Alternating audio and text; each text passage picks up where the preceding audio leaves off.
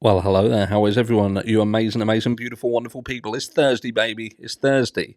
And we're going to get straight into the meat and potatoes because you're amazing, you look amazing, and you deserve me to crack on. Not like long, which I'm now turning this into a long intro. So, Rocky and Bullwinkle have not Rocky and Bullwinkle. Easy mistake to make. Easy mistake to make, but at the end of the day, you've got Rocky and Bullwinkle, who are like a cartoon. They're heroes, and then you've got Ayub and Rocky, who are from the streets, bruv. That is from the streets, fucking streets. So yeah, they did a large. I weren't even going to talk about it. If I'm brutally honest, I weren't going to cover it, but a load of people were messaging. I'd get emails, and they were like, "Are you ignoring it? Why are you ignoring it? Is it not part?" I don't even know. Like, I don't even know. But yeah, so I thought, you know what? All right, I'll give you my thoughts on it. They're just a pair of idiots. Fucking pair of idiots. Do I trust them? I trust them as far as I can throw them. And the absolute and utter disrespect that they showed throughout that entire live stream was preposterous. Absolutely preposterous. Let's not forget the facts here, and that is that they were the last people to see Jay Slater alive. That's it. Do you know what I mean? That's tragic. You know, and for them to be laughing and joking and be like, yeah, I'm from the streets, bro. I'm from the streets. You know what I mean? You just think to yourself, you're a fucking idiot. An absolute fucking idiot. You know, Jay Slater was a young kid who had obviously got involved in some crap that he just couldn't handle. And that's best case scenario. You know, because I'm telling you now, my flat out opinion of this is that nobody who was absolutely 100% compos mentis would have made the decisions that Jay Slater made. His phone would have been charged. He'd have got on the fucking bus. He certainly wouldn't have been walking through the path of the most greatest resistance ever. You know, it just wouldn't happen. Someone in their right mind wouldn't have done that. And that tells me that he was in a bad way. Before he even left that property, there was something not 100% right. Now, whether that was chemically induced or whether that was environmentally induced, that is a question that, you know, Ayub Kasum turns around and says, if I'm guilty, then arrest me, bruv. Arrest me, innit? Arrest me, bruv. And I think to myself, but you know, because you've been in this criminal situation, you are an ex-con, you are an ex-drug trafficker. The fact of the matter is, you know that unless things can be proven, then they aren't going to be able to arrest you. And because of how this is, and how this has already played out, the likelihood of you ever being pulled up for anything is slim to fuck all. But the thing what pisses me off about it is that, you know, I said yesterday in a video, if this had have been Lucy and not Jay, then the situation would have been completely different. It was almost like just because Jay was who Jay was, the situation went down a certain direction, and that's wrong. That's wrong. You know, people have past, they have histories. You know, we've fucking spoken a bit disrespectful towards Jay. We feel a certain way about his past.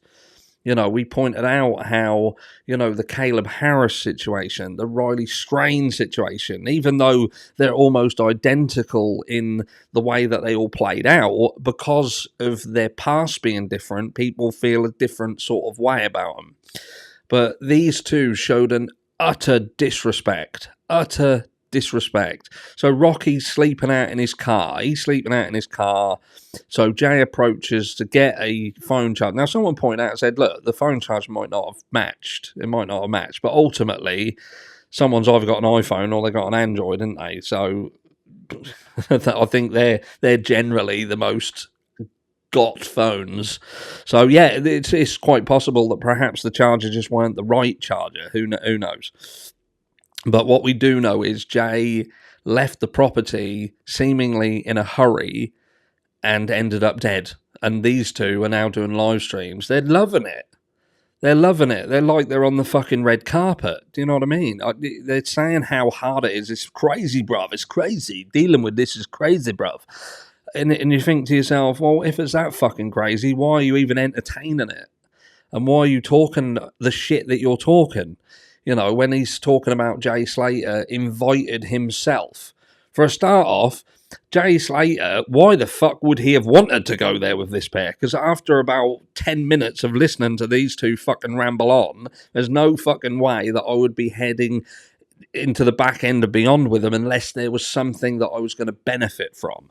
Because, make no bones about it, Jay went there, and then 2 hours later he was leaving. So what was he going there for? That doesn't make sense to me.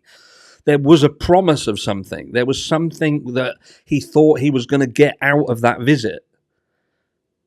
That's the only thing that makes sense to me. Because he literally got there and within an hour and a half he'd made the decision to leave. So what was it? Was it that he left there under the influence and very quickly started to come down and thought, oh, now I don't want to be here? That's possible. That's possible. But the moral of the story here is don't do fucking drugs, clearly. That's the issue here. And then you've got, like I say, Rocky and Bullwinkle, who are doing lives, one of them's definitely a fucking ex-con, and he's laughing and joking about the situation. If I was this guy's family, if I was Jay Slater's family, I would be turning their lives upside down.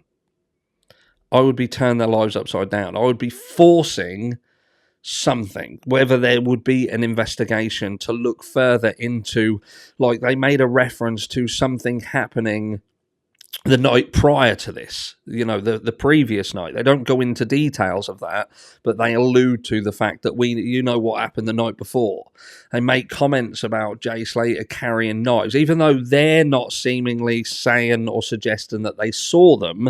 They're seemingly suggesting that someone else told them that he was carrying, which, if that's the case, again, he must have acquired these in the fucking country, because he certainly didn't get them through the airport. So there's a scenario going here where they're getting from the UK over to Tenerife and then acquiring weapons. And if you're doing that, then I believe that you're getting yourself involved in what we've kind of considered all along, and that is potentially the selling of product.